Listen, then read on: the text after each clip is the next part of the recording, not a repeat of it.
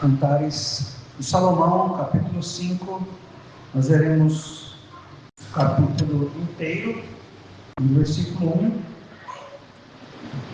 até o 16, diz assim a santa palavra do Senhor. Já entrei no meu jardim, minha irmã, minha esposa, colhi a minha mirra com a minha especiaria, comi o meu favo com o meu mel, bebi o meu vinho com o meu leite. Comei, amigos, bebei abundantemente, ó amados. Eu dormia, mas o meu coração velava. E eis a voz do meu amado que estava batendo. Abre-me, minha irmã, meu amor, pomba minha, imaculada minha, porque a minha cabeça está cheia de orvalho, meus cabelos as gotas da noite.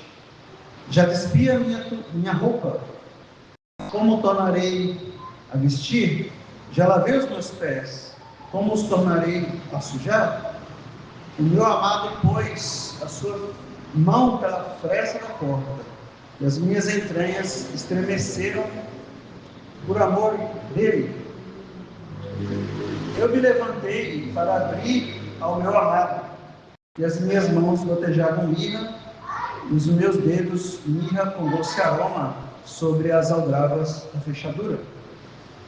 Eu abri ao meu amado, mas já o meu amado tinha se retirado e tinha ido. A minha alma desfaleceu quando ele falou.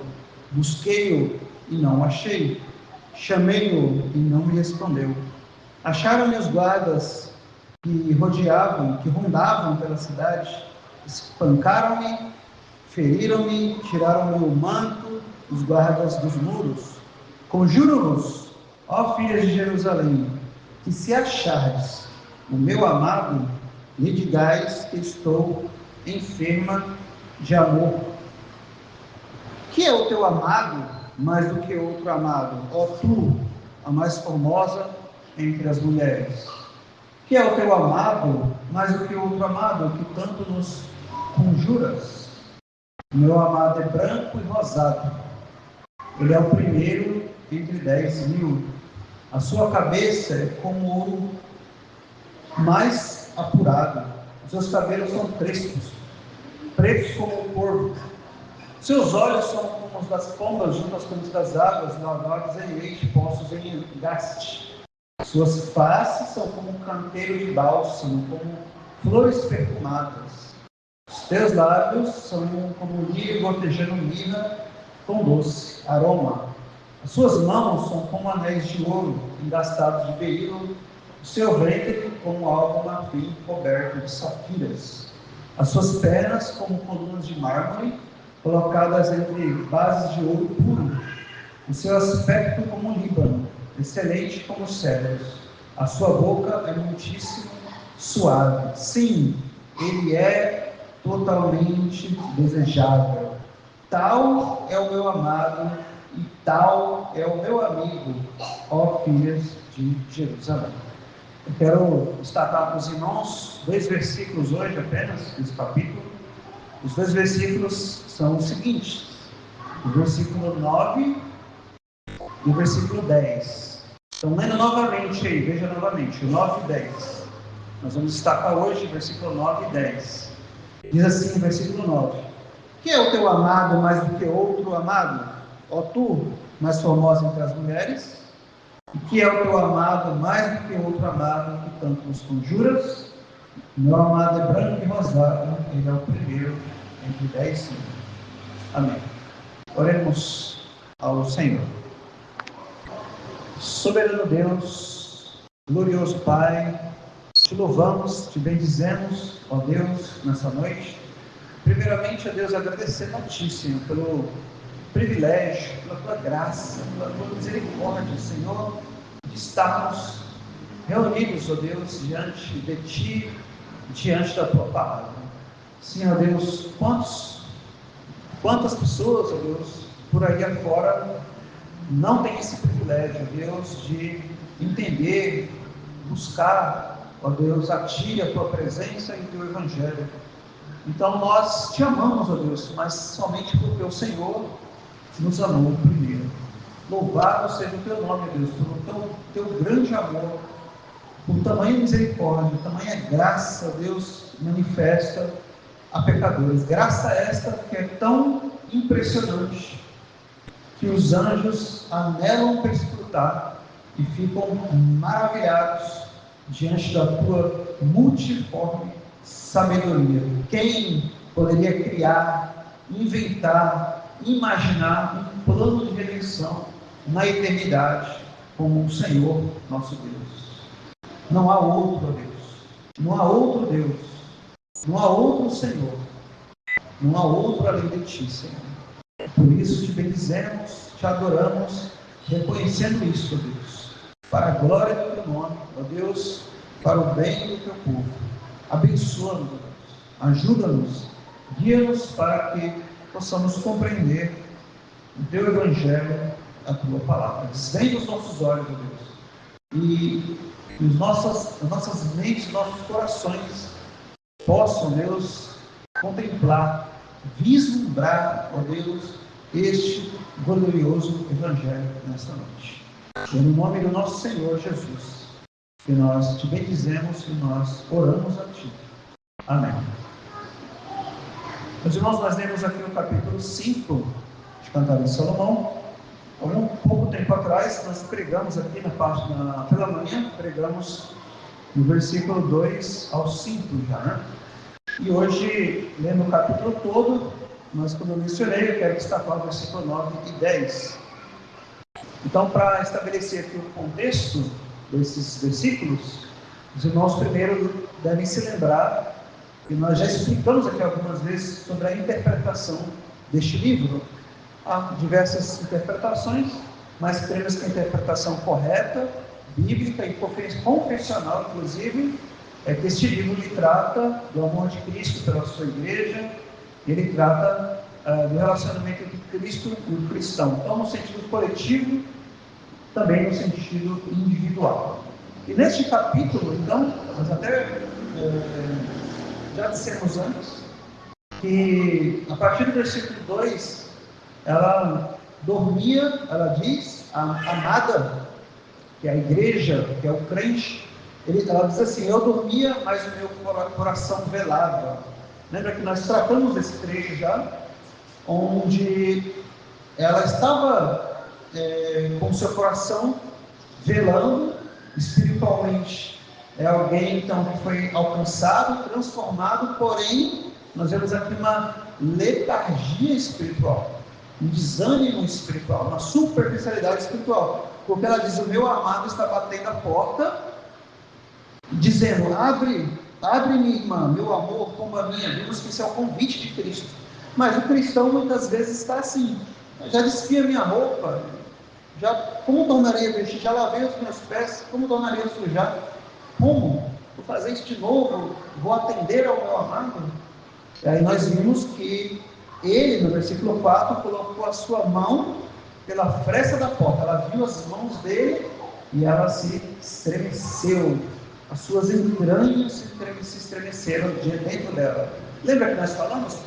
Quando o pecador, o crente, quando ele vê as mãos de Cristo crucificado por ele, como as suas afeições não se movem? Elas se movem para esse Cristo, para esse Senhor. E aí, finalmente, então, ela abre. No versículo 6, ela abriu a porta. Mas o que aconteceu?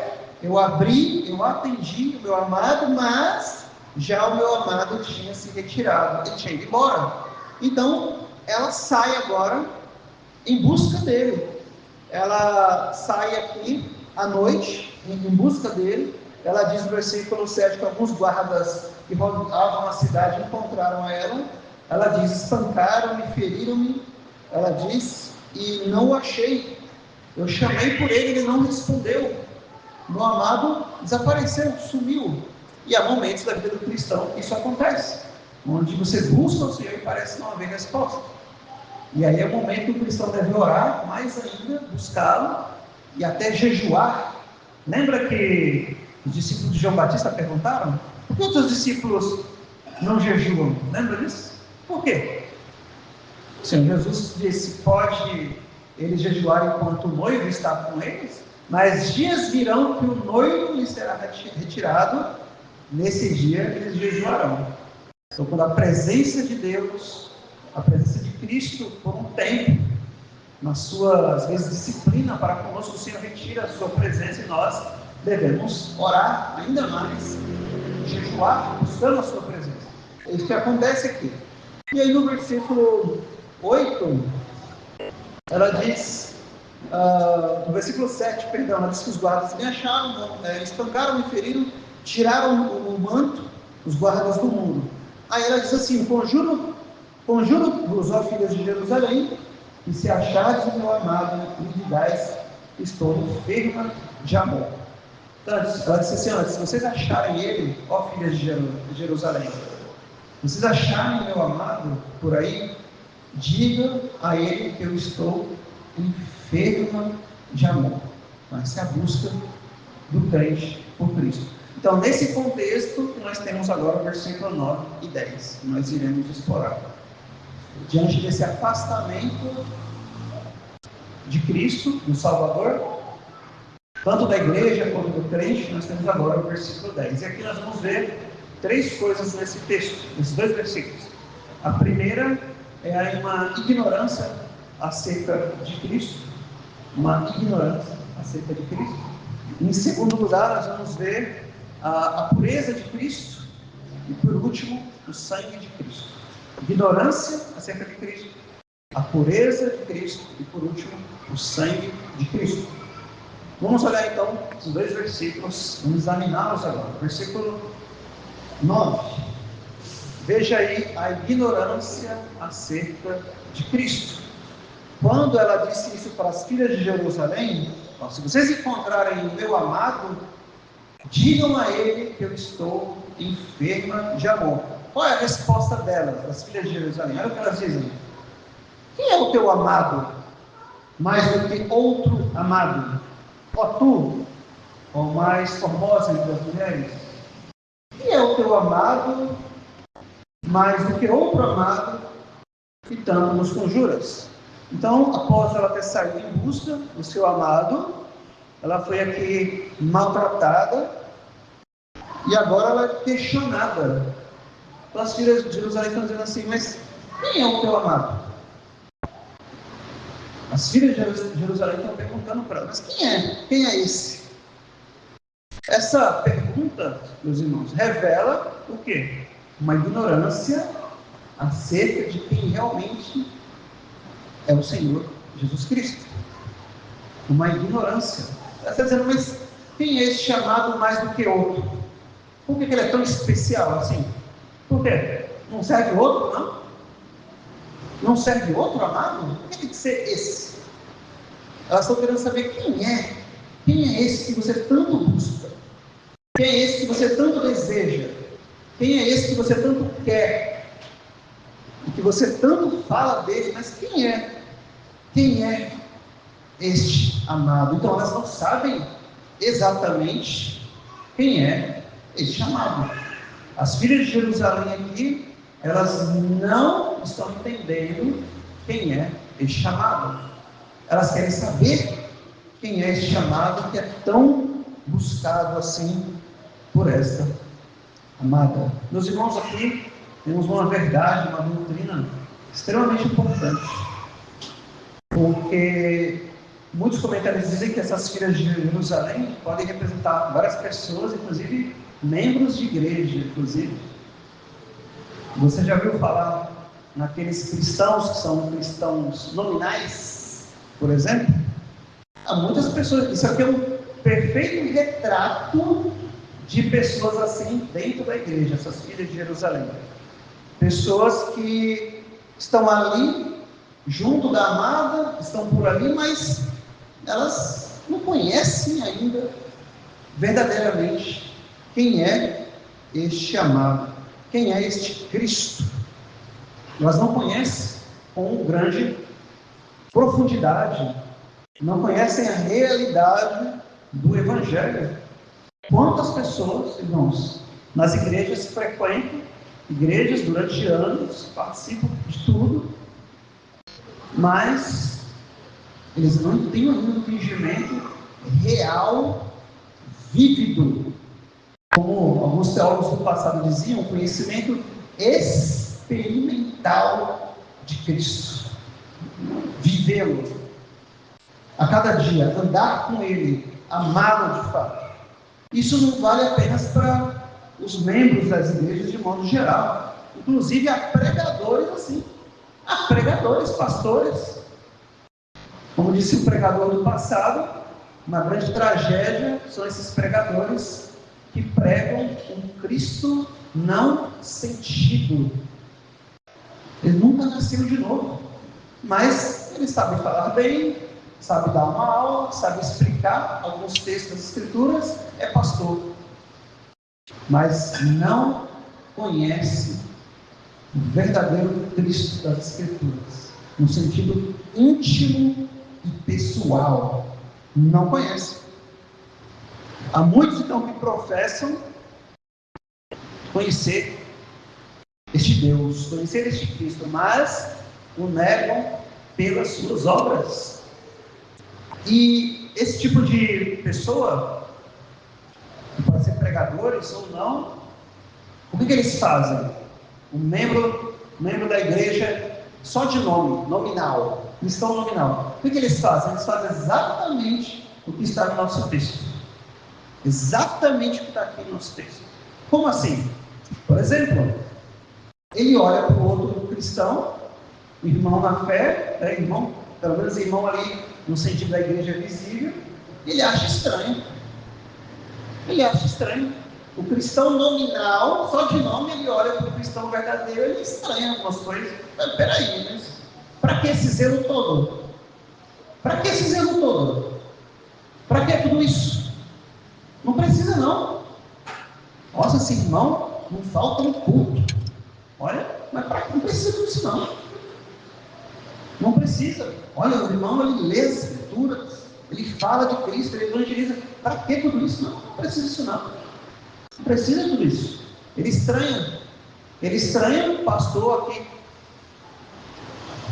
fazendo uma oração, o seu coração quebrantado, rasgado, em lágrimas. Para que tudo isso? Ele estranha. Para quê? Para que esse zelo todo? Quem é esse chamado que tanto nos conjura? Quem é esse chamado? É tudo isso mesmo? Cristo é tudo isso para você? Não, não precisa não. Tanto faz. Tanto faz. Não precisa se dizer que você é radicalismo. Está sendo um fanático. Não precisa disso tudo não. Essa é a fala das igrejas de Jerusalém. Quem é o teu amado mais do que outro amado? Por que essa busca? Por que tudo isso? Você sai à noite, você foi espancada, você foi maltratada, você está passando por tudo isso só por causa desse chamado? Ela diz, este é o meu amado. E assim ela continua buscando, porque ela deseja mais e mais da presença do seu amado. Há muitos irmãos, infelizmente, nas igrejas hoje que são como essas filhas de Jerusalém. Elas olham e acham estranho. Eles não entendem o zelo, o desejo, o amor daquele crente fervoroso, piedoso, às vezes aquele novo convertido, por exemplo. Elas não entendem. Tanto faz. Não tem problema, não precisa desse zelo todo. Não precisa de tudo isso. Quem é este teu amado? Por quê? Para que tudo isso? Quem é este teu amado mais do que outro amado? Os teólogos liberais por aí, tanto faz. Qualquer religião salva, né? Tem tantos salvadores por aí, tanto faz. Por que tem que ser este amado? Essa é a pergunta delas. Veja, a indiferença e a ignorância acerca de quem é este amado. Quem é Cristo Jesus para você? Quem é Jesus Cristo para você? Quem é Jesus para você? Ele é o teu amado? O amado da tua alma? É Ele a quem a tua alma ama? Ou, se fosse outro Salvador, outra pessoa, tanto faz. Quem é Cristo para você? O próprio Senhor Jesus fez essa pergunta para os discípulos. Quem as pessoas dizem que eu sou? Perguntou para os seus discípulos, um dos profetas, etc. Mas e vós? Quem vós dizeis que eu sou? Se as pessoas te perguntarem no seu trabalho, na sua casa, seja onde for onde você estiver, quem é Jesus Cristo para você? O que você vai responder? A resposta de Pedro é: tu és o Cristo, o Filho do Deus vivo. Quem é Jesus para você? É o amado da minha alma. E só de ouvir esse nome, meu coração treme, meu coração explode de alegria, porque é o amado da minha alma. Tal é o amado Filho de Jerusalém. Este é quem ama a minha alma. Então, o cristão piedoso, fervoroso, que ama, deseja esse Cristo, sente falta da sua presença, busca com oração e jejum, este cristão tem esse desejo por Cristo Jesus. Quem é você aqui nesse texto? Você é como essa amada que está buscando a Cristo, ou você é como as filhas de Jerusalém aqui, como um cristão nominal? Quem você é aqui hoje na igreja? Você estranha uma busca mais profunda por Deus, por Cristo? Você acha estranho isso? Ou você olha para aquele irmão, aquela irmã, eu quero ser assim também. Eu quero isso para minha alma, eu quero ser assim. Eu desejo isso. Você fala e olha, o pastor exagera demais. Aquela irmã ali está exagerando demais. Só fala de Cristo, como que pode? Aquele irmão ali lê muitas escrituras. Onde você está aqui nesse texto? Quem é você nesse texto? Você é amada de fato? Ou você é aquele que está querendo saber o motivo de tanto zelo, que você não entende o zelo da amada? Ignorância acerca do Salvador, acerca de quem é Cristo. Você ama este Cristo? E você estranha o zelo por este Cristo? Quem é Cristo Jesus para você? Quem é? Então, a ignorância. Mas em segundo lugar, nós temos aqui no versículo 10, onde ela começa a responder essa pergunta. A pergunta foi: quem é o teu amado mais do que outro amado? Quem é este? E você tanto deseja, você tanto busca. Quem é este? A partir do versículo 10 até o final do capítulo, ela está respondendo esta pergunta. Ela está respondendo essa questão de quem é este amado para ela. E no versículo 10, ela diz duas coisas sobre este amado. E a primeira é a seguinte: o meu amado é branco. Ela diz: meu amado é branco e rosado. Mas note só essa primeira parte: o meu amado é branco. O meu amado é branco. As características, irmãos, que ela vai destacar até o final, cada uma delas reflete uma realidade espiritual acerca da pessoa e da obra de Cristo no Evangelho. Cada uma dessas características ela vai dizer. Nós não veremos todas hoje não, porque é muita coisa. Mas vou destacar essa aqui para os irmãos. Ele é branco e rosado. Primeiro, a pureza de Cristo. Ele é branco. Ela começa respondendo: o meu amado é branco. Nas Escrituras, isso significa, lá em Isaías capítulo 1, por exemplo, é mencionado, já dissemos isso outra vez aqui no púlpito, né? Lá no capítulo 4, que a brancura se refere à pureza, à santidade. E o próprio Deus fala isso lá em Isaías capítulo 1, que as pessoas deveriam se chegar a Ele, ainda que seus pecados estejam vermelhos, ele diz lá, como carmesim, estarão brancos como a neve. Serão brancos, vocês serão limpos, vocês serão purificados, vocês serão limpos, Os irmãos se lembram que lá nos evangelhos houve aquela transfiguração de Cristo.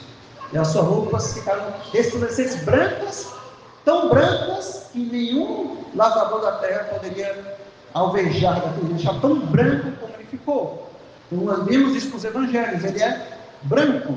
Essa brancura não está se referindo aqui, então, à cor da pele, qualquer coisa nesse sentido, mas se refere à sua pureza espiritual e à sua santidade. Quem é este amado? Primeiramente, ele é o Santo de Deus. Ele é puro. Não há nele mancha, não há nele pecado algum. Porque ele é nascido da mulher, da semente da mulher. Ele é, portanto, o Santo de Deus. Ele é o Santo de Deus. Ele nunca pecou. Ele é o perfeito Filho de Deus. Você tem noção do que isso significa? Dizer que Cristo nunca pecou? Tem noção do que significa isso? Hoje pela manhã, na nossa igreja, comentamos sobre o Decálogo, os 10 mandamentos. Você já estudou os 10 mandamentos? Profundamente? Faça isso no Catecismo Maior de Westminster. Eu sei que o reverendo está fazendo aqui na semana isso, mas você em casa, pegue os 10 mandamentos, leia ali com a sua Bíblia aberta, veja o que disseram aqueles teólogos do passado. Existe um princípio ali nos 10 mandamentos, o princípio de abrangência do mandamento. O que significa isso? Por exemplo, o Senhor Jesus disse, ouviste que foi dito, lembra? Não matarás, sexto mandamento. Não matarás. Mas como ele deve ser compreendido esse mandamento? É só ir lá tirar a vida da outra pessoa? Aí você fala, nunca quebrei esse mandamento. Estou tudo certo comigo. Mas o Senhor Jesus disse que não é bem assim. Então, se você tem ódio no seu coração por outra pessoa, você é assassino, diz o Senhor Jesus. Está escrito lá, ele disse isso. Você vai ser julgado por Deus como assassino, como violador do sexto mandamento. E assim ele fala sobre os outros mandamentos, como o sétimo mandamento. Então não é só cometer adultério, literalmente, mas quando você olha, ele diz que uma mulher com intenções impuras, você quebrou o sétimo mandamento. Esse é o princípio de abrangência. Você pega isso então, nos 10 mandamentos, como ensina a Assembleia de Westminster e tantos outros teólogos. Aí você vai lá, o primeiro mandamento, não terás outros deuses diante de mim. Você fala, não tem outro Deus. Em casa, uma imagem lá, né, outra religião não tem, mas o texto vai muito além disso. Tem outros deuses, por exemplo, o parágrafo lá é gigantesco, né, do primeiro mandamento. Os irmãos já devem ter visto. Mas, por exemplo, aquilo que ocupa a sua mente por mais tempo, mas durante a semana, isso é o seu Deus. Porque o Senhor Deus disse o quê? Amarás o Senhor teu Deus de toda a tua força, de toda a tua alma, de todo o teu coração, de todo o teu entendimento, acima de tudo. Você coloca qualquer coisa da sua vida acima de Deus, você quebra o primeiro mandamento. O Senhor Jesus disse isso. Quem ama o quê? A família, ele fala, pai, mãe, etc. Mais do que a mim, não é digno de mim. Até coisas boas, coisas que não são pecaminosas, você pode colocar no lugar de Deus, e você quebra o primeiro mandamento. O segundo mandamento, não farás para ti imagens de escultura. Então não é só você colocar aqui uma estátua de gesso, né, para representar alguma divindade, como os filhos de Israel fizeram, e muitas religiões fazem isso hoje. Mas o primeiro mandamento, não tem outro Deus. O segundo é sobre como adorar o verdadeiro Deus. Veja, não farás para ti. O culto não é para você, é para Deus. Ou seja, não é conforme você quer, você deseja, não é conforme as suas imaginações ou sugestões de Satanás, mas é conforme Deus disse nas Escrituras. Segundo mandamento. Terceiro mandamento, Não tomarás o nome do Senhor teu Deus em vão, porque o Senhor não terá por inocente quem tomar o seu nome em vão. Então, se você, por exemplo, tem essas escrituras, essa palavra na sua casa, e você não ama, você não valoriza, você não lê, você não reflete sobre ela, você não busca ela, essa palavra para você é uma coisa vã. Tudo que é do Senhor daqui é vão, você toma o nome de Deus em vão. Você participa da ceia do Senhor indignamente, está lá, o Catecismo Maior Ativista, é tomar o nome de Deus em vão. E qualquer outra coisa, toda irreverência para com as coisas de Deus e com o nome de Deus é violar o terceiro mandamento. E o quarto mandamento, os mais aí controversos com o meio evangélico hoje, né? Uma turma diz que não existe mais o quarto mandamento, só 9. Absurdo, né? Só 9. Jesus não observou esse mandamento. Não é verdade. E até mesmo após a sua morte, as mulheres, lembra, antes do sepulcro, descansaram conforme o mandamento. Se Jesus ensinou para elas o contrário, elas não teriam guardado o mandamento, né? E em Marcos 16, vemos ali que os primeiros discípulos, eles chamam o dia da ressurreição de sábado também, Mia Sabaton. Então, os primeiros cristãos chamavam o primeiro dia de semana, não de domingo como chamamos hoje em português, mas chamavam de sábado também, porque é o sábado cristão, ele permanece. O quarto mandamento permanece. Então esse dia, 6 dias trabalharás, mas esse dia é para o Senhor. A palavra domingo vem lá de Apocalipse 1:10. Lembra, João? No dia do Senhor. Ele teve a visão quando? No dia do Senhor. Dia do Senhor, no latim, de onde vem a palavra domingo. A palavra domingo literalmente significa dia do Senhor. Não é seu, é reservado para Ele. Então é o dia que você descansa para Ele trabalhar em você. É um dia que você reserva para Ele. Não é um dia de ir para a feira nem para o mercado, mas é o dia da feira da alma, diziam os puritanos. É um dia que você vem à casa de Deus para pegar o pão espiritual. O mercado, a feira está aqui, ó, no dia do Senhor, não está lá fora. 6 dias trabalharás e farás toda a tua obra, mas no dia do descanso, nem tu, nem o teu servo, ninguém da sua família fará obra nenhuma, diz o Senhor. Esse é o quarto mandamento. E o quinto, honrar teu pai e tua mãe. E ali, honrar as autoridades que Deus nos concedeu.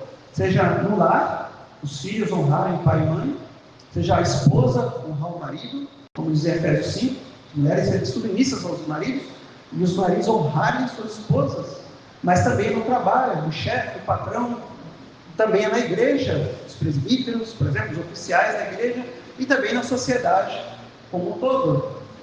E até mesmo as autoridades constituídas aí nos governos também.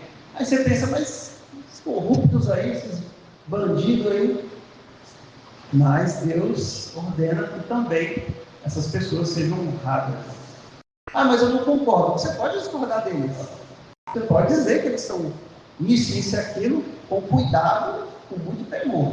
Porque tem muito crente nas redes sociais xingando todo mundo, né? Todos os governantes, todo mundo. A Bíblia diz lá em Judas que nem o arcanjo Miguel fez isso com Satanás. Tem ninguém pior que Satanás? Nem isso ele fez. Mas ele disse o quê? O Senhor te repreenda. Com cuidado. Toda blasfêmia, as piadas de mau gosto, chocarrice, não é do agrado de Deus. Quinto mandamento. E qual é o sexto mandamento? Não matarás.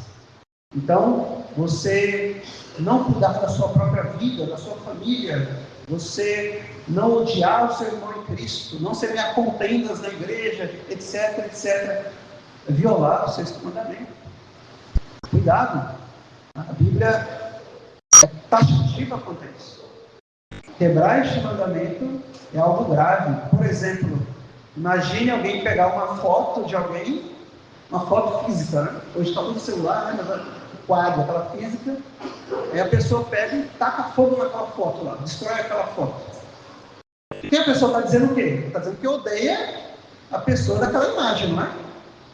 Então, quando alguém tira a vida do ser humano, ela está dizendo que ela odeia Deus, porque aquele ser humano tem a imagem e semelhança de Deus. Se você odeia o seu irmão, você odeia Deus, diz o apóstolo João. Como é que você diz que ama a Deus e odeia o seu irmão? Você nem viu a Deus? Como? Ele diz. Então, cuidado. Sexto mandamento. Sétimo mandamento. Não adulterarás. Lá vai dizer tantas coisas, toda a sensualidade proibida por Deus, as vestes imodestas que Deus proíbe, que Deus não aprova, como comentamos no domingo passado, o quebrar da aliança, como Deus cobra lá os sacerdotes em Malaquias 2, do casamento.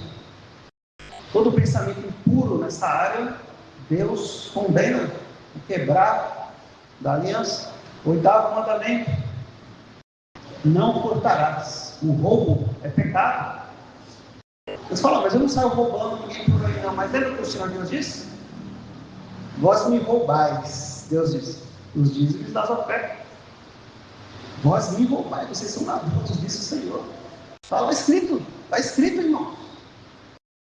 O patrão, quando não paga o salário no dia devido, está roubando o seu funcionário. O funcionário sempre chega atrasado, está roubando o seu patrão. Não furtarás. São alguns exemplos apenas. Não dirás falso testemunho. A mentira. Deus abomina a mentira. Todo aquele que ama e pratica a mentira não entrará no reino dos céus, diz a Escritura. As heresias, os falsos ensinos, as distorções da palavra de Deus são mentiras. E o 10º mandamento, não cobiçarás. Paulo disse que foi esse que matou ele, né? Esse mandamento lá em Romanos. Né? Não cobiçarás. Você cobiça o que não é seu? Você está satisfeito com a esposa que Deus te deu? Você está satisfeito com o marido que Deus te deu? Com os filhos que Deus te deu? Com as coisas que Deus te deu? Ou você deseja algo que Deus não te deu? Cuidado, não cobiçarás. É um pecado lá dentro do coração que ninguém consegue ver, mas Deus julgará até mesmo os segredos do coração. É muito sério, é muito grave. Isso é um resumo ali dos 10 mandamentos, da lei de Deus. E você olha e fala, estou perdido. É isso mesmo. Somos transgressores da lei. O que é pecado? Toda falta de conformidade com a lei de Deus. Aí você diz, o que isso tem a ver com esse texto? Ela diz, ele é branco, quer dizer o quê? Ele é puro. E toda essa lei que eu acabei de resumir, o Senhor Jesus cumpriu plena e perfeitamente. Você tem noção do que é isso? Algumas pessoas dizem, grandes milagres o Senhor Jesus fez, ressuscitou mortos, andou sobre as águas. Mas na verdade, o maior milagre é nunca ele ter pecado nenhuma vez, nem em seus pensamentos. Consegue imaginar isso? Aí você volta os 10 mandamentos. Não terás outros deuses. Lembra? Satanás ofereceu, se prostrado me adorar, darei tudo. Cristo respondeu para ele, somente o Senhor teu Deus adorarás, somente a ele prestarás culto. Ele não quebrou esse mandamento.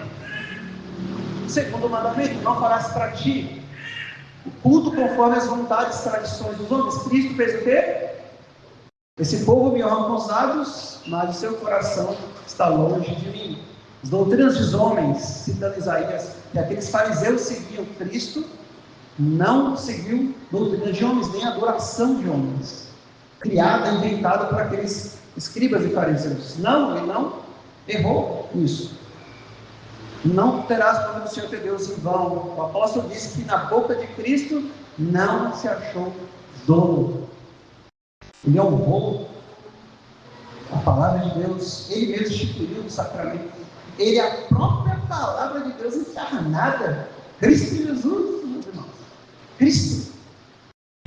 Quarto mandamento. Ele quebrou o quarto mandamento? Não. Ele disse para os escribas e fariseus, é lícito fazer o bem no sábado? Tirar a vida ou salvá-la? Claro que salvar a vida. E ele chamou ele de hipócritas, né? Quanto a isso. E Cristo não apenas fez isso, mas assim como Deus o Pai, o que Deus o Pai fez lá na criação? Ele criou o mundo em 6 dias, no 7º ele descansou. Cristo realizou a obra da redenção, no primeiro dia da semana, no dia do Senhor, aquela obra está agora concluída na sua ressurreição. Quarto mandamento: honrar pai e mãe. Cristo diz lá no Evangelho de Lucas, em tudo ele era sujeito ao seu pai e sua mãe. Imagina Deus encarnado, ele obedecia pai e mãe, e acima de tudo, ele honrou Deus como seu pai. Sempre. Não matarás.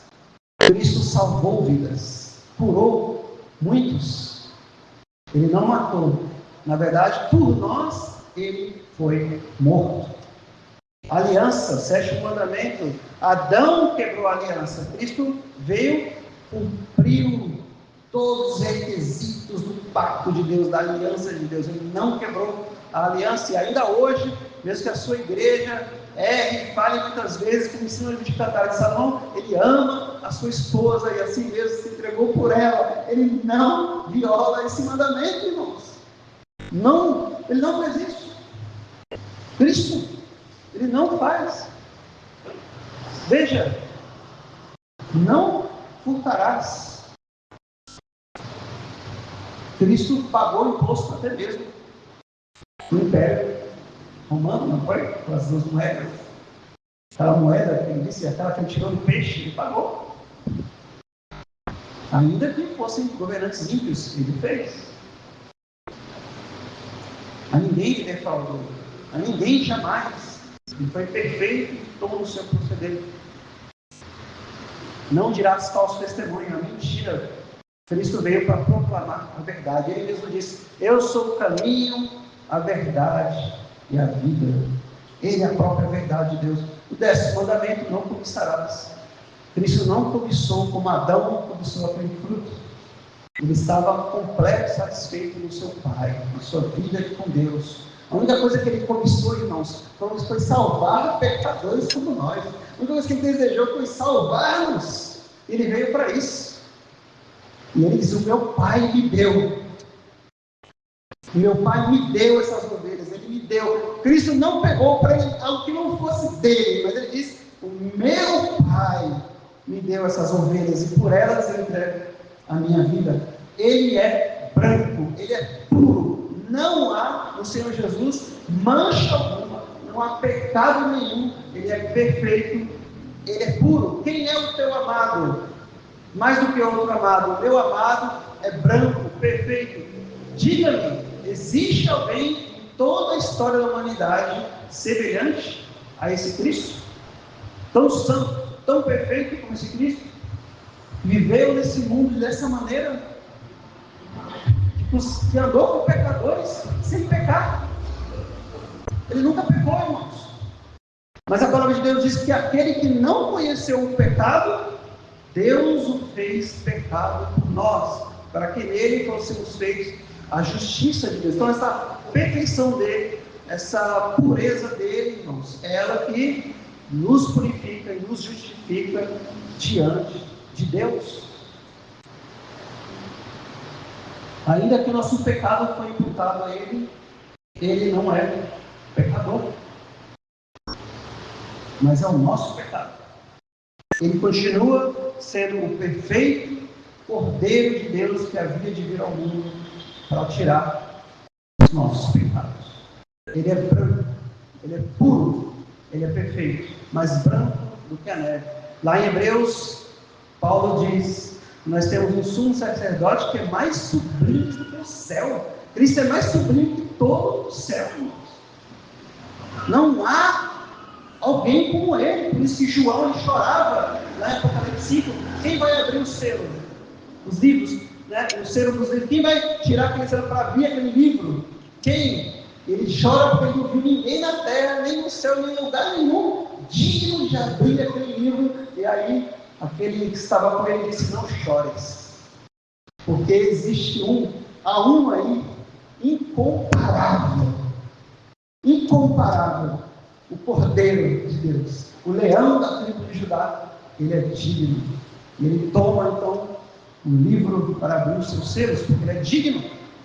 Não há, irmãos, ninguém como Cristo Jesus.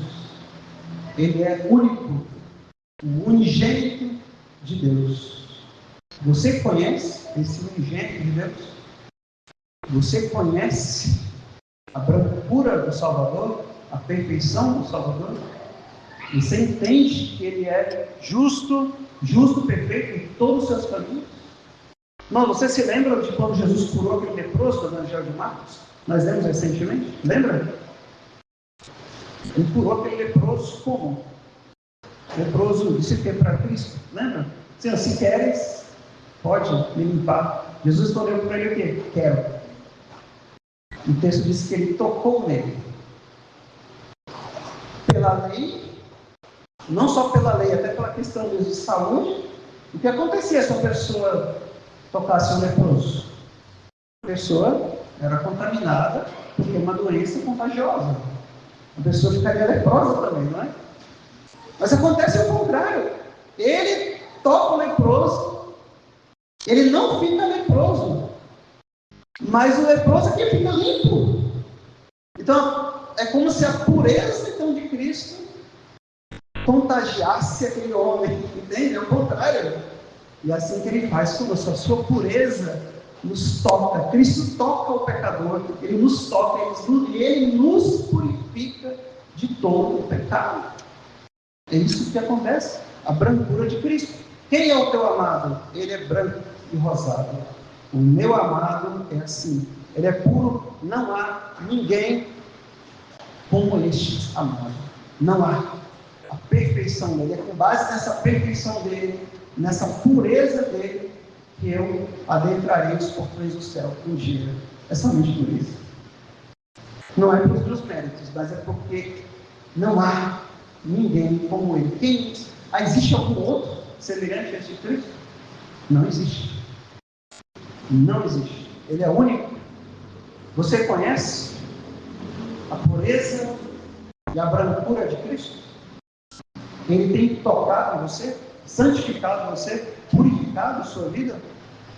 Que você possa conhecer Ele, porque Ele é o Cordeiro de Deus, sem mancha e sem pecado. Aquele Cordeiro que Deus prometeu a Abraão. Ele veio ao mundo em toda a sua pureza e perfeição para se entregar por nós. Como pode isso, né? O Senhor Jesus. Consegue imaginar isso? Desde sua infância, desde bebê, pequeno, adolescente, nunca violou nenhum mandamento de Deus. Nunca.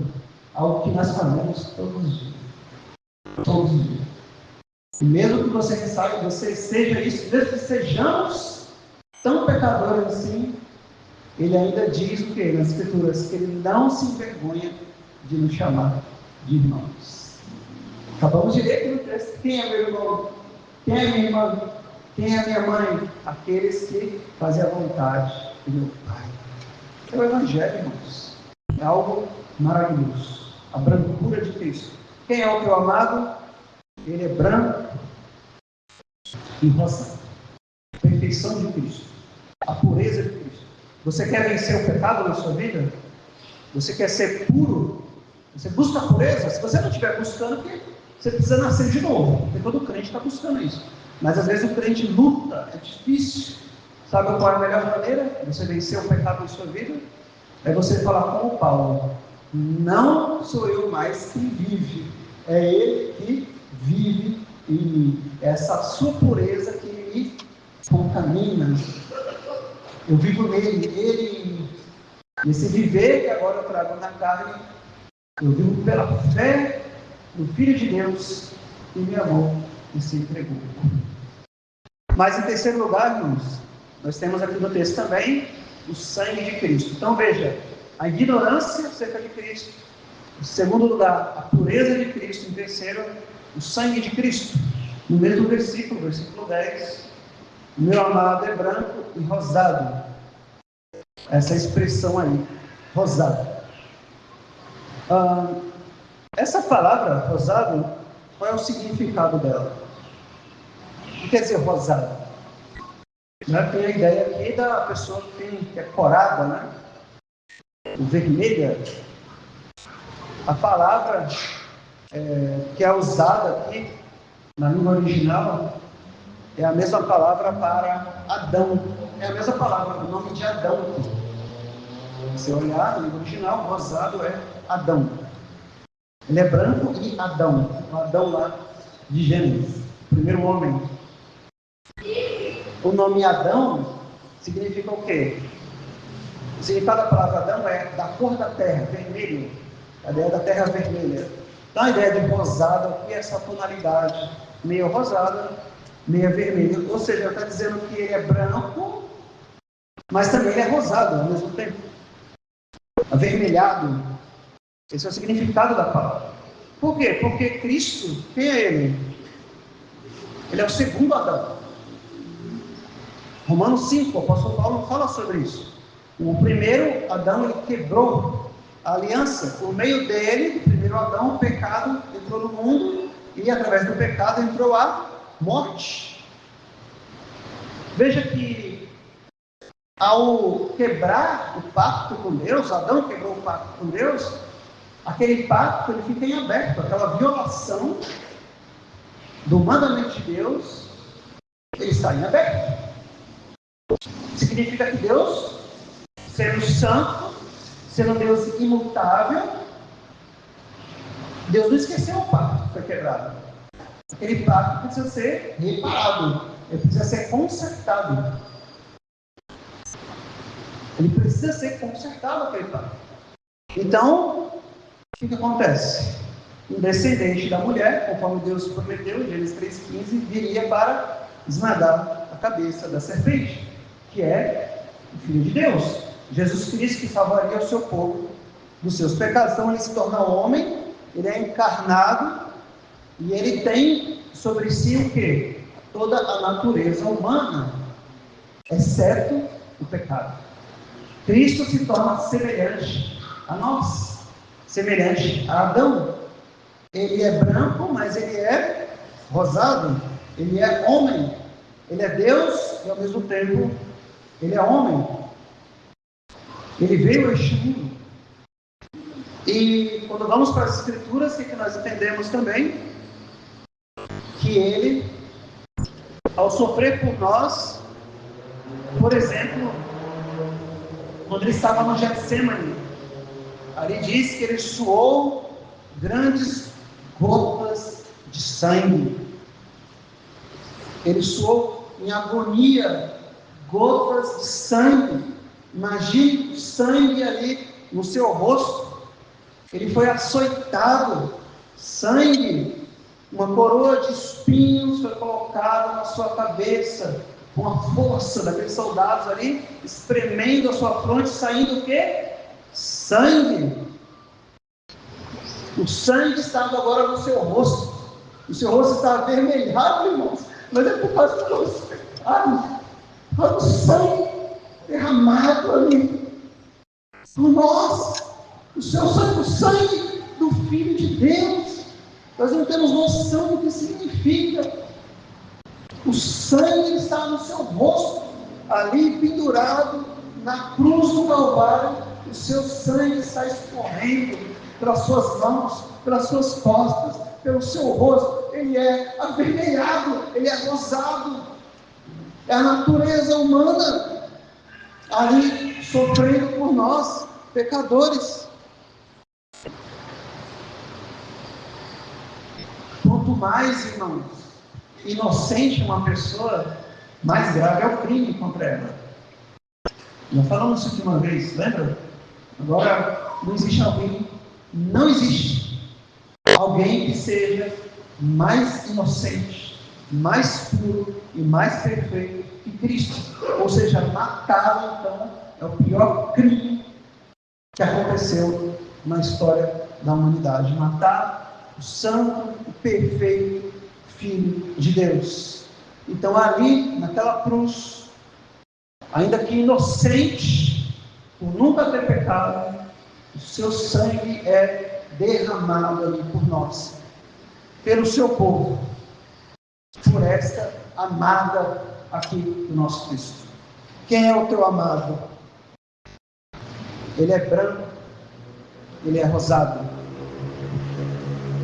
ele é incomparável. Ele é Deus, mas ele também se fez homem. Não há ninguém que se compare a ele. Não há nada nem ninguém que se compare, que possa ter o seu sofrimento comparado ao sofrimento de Cristo. Nada. Você já sofreu alguma situação da sua vida sendo você inocente? Você não cometeu aquele erro nem nada, talvez no trabalho, talvez em casa, e aí, puxa vida, eu sou inocente, as pessoas estão me acusando. É sofrimento, não é? Você consegue imaginar Cristo, Jesus? Sofrendo pela multidão, pelo pecado de uma multidão de pessoas, sendo completamente, perfeitamente inocente. Nós nunca saberemos o que é isso. Nunca. Nem mesmo as pessoas que forem para o inferno e ficarem por uma eternidade lá, elas nunca sofrerão o que Cristo sofreu na cruz do Calvário. Nunca. Porque ele sofreu inocentemente. Aquelas pessoas não serão inocentes. Aquelas pessoas sofrerão, cada uma pelos seus pecados. Cristo, pelos pecados de uma multidão sem número, diz as Escrituras. Então, quem é o teu amado? Mais do que outro amado. Por que esse zelo todo? Por que esse fervor todo para buscar esse amado? Por quê? Está aqui a resposta. Ele é branco e rosado. Ele é branco, ele é perfeito, então não há ninguém como ele, mas não apenas isso. Ele, por mim, morreu na cruz do Calvário. Ele derramou seu sangue na cruz do Calvário. Quem é o teu amado mais do que outro amado? Estamos vendo aqui, irmãos, nesse capítulo, a partir do versículo 10, o relato de uma mulher que ama profundamente o seu amado. Profundamente. Veja, as filhas de Jerusalém perguntam: quem é o teu amado mais do que outro amado? A resposta dela, você tem que ler esse texto aqui, imaginar aqui um grande louvor, um grande fervor. O meu amado? Quem é o meu amado? Então eu vou falar para você. Ele é branco, rosado, ele é o primeiro entre 10 mil, não há ninguém como ele.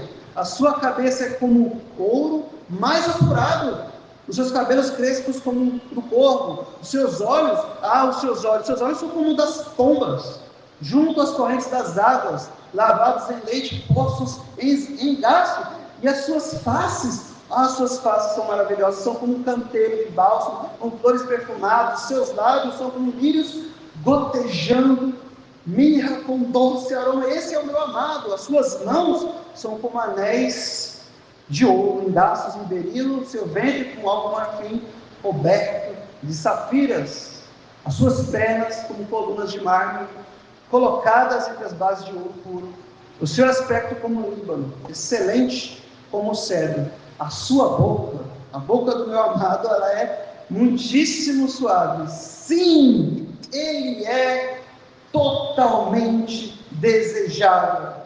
Tal é o meu amado, tal é o meu amigo, ó filhas de Jerusalém. Se as pessoas perguntarem por que você vai à igreja, por que você ama Cristo, por que você faz o que você faz, por que você lê as Escrituras, por que você está aqui, por que você faz o culto com a sua família, na sua casa, por que você faz isso, por que fazer tudo isso por esse Cristo? Está aqui a resposta, porque o meu amado é esse aqui, não há ninguém semelhante a ele. Tal é o meu amado, tal é o meu amado, filho de Jerusalém. Eu sou dele e ele é meu. Este é o meu Cristo. Agora eu te pergunto, você tem essa empolgação para falar de Cristo, para falar do Evangelho, para os seus vizinhos, para os seus parentes, para os seus amigos, para os seus filhos? Eu lembro que um pastor conhecido, bem conhecido, ele disse que o pai dele fazia um culto doméstico com ele, lendo as Escrituras, às vezes lia o peregrino para as crianças, e muitas vezes ele disse que o pai dele lia os evangelhos, lia as Escrituras no culto doméstico em lágrimas, falando de Cristo para os seus filhos. Ele disse Naquele dia, meu pai lia assim os evangelhos, eu sabia agora que Deus é real, que esse Cristo é verdadeiro, porque o meu pai ama este Cristo. Você já fez isso? Já falou do evangelho dos seus filhos? Demonstrando o grande amor que você tem por esse Cristo? E não só para eles, outras pessoas. Você demonstrou o seu amor por Cristo, em suas palavras, na sua conduta? Tal é o meu amado. Olha o fervor dela ao descrever o seu amor. Então, quando as pessoas perguntarem quem é o seu Jesus, quem é o seu Cristo, está aqui. Lembre-se desse texto. Lembre-se desse texto. Nós não vamos explorar todo ele, mas cada uma dessas características tem uma realidade espiritual do Evangelho. Cada uma que ela cita aqui, todas elas. Mas lembre-se pelo menos dessa. Branco e rosado é o meu amado. Ele é puro, perfeito, mas o seu sangue foi ali derramado. Pingou no seu rosto ali, no seu suor, por mim. Então, como não amar o meu amado? Como não servi-lo?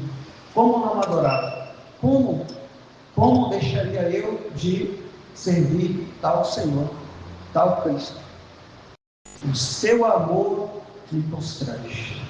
O amor de Cristo nos constrange. Então, que você venha para o culto, não por causa do seu marido, não por causa da sua esposa, por causa dos seus pais, não por causa do pastor da igreja, mas que você possa dizer, é porque o amor de Cristo me constrange. É o amor dele. Não tem outra razão do que outro motivo. Mas o seu amor, ele me leva a servi-lo, ele me constrange. Tal é o meu amado, ó filhas de Jerusalém. Esse é o meu amado. Que esse possa ser o seu amado. Você possa chegar a Cristo dessa forma, como tudo em todos. Não há nada, irmãos, fora de Cristo. Nada. Nenhuma bênção de Deus existe fora de Cristo Jesus. Aquele que tem o Filho, tem a vida. Quem não tem o Filho, não tem a vida, mas sobre ele, diz a palavra, a ira de Deus permanece. Então que você abrace esse Cristo. Ele seja o amado da sua alma, seja o seu Salvador. Oremos ao Senhor. Senhor Deus, nosso Pai, agradecemos a Ti, Senhor, te louvamos pela Tua palavra, pelo Teu Evangelho. E louvamos, ó Deus, a Ti por Jesus Cristo, nosso único Senhor, Salvador e Mediador. Concede-nos, ó Deus, a nós o amar mais profundamente este Cristo, que por nós, ó Deus, se entregou na cruz do Calvário.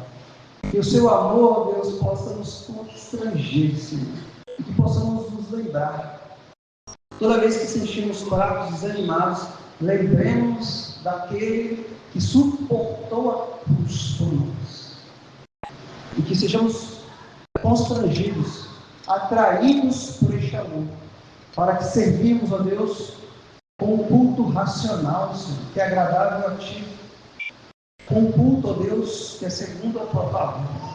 Que, ó Deus, possamos também termos, ó Deus, essa alegria e esse fervor que vimos nesse texto ao compartilhar o Evangelho, ao falar de Cristo, seja com familiares, vizinhos, seja com quem for, que sejamos levados a apresentar Cristo, ó Deus, com tamanha ênfase, fervor, alegria, amor, demonstrando que não há outro semelhante a Ele.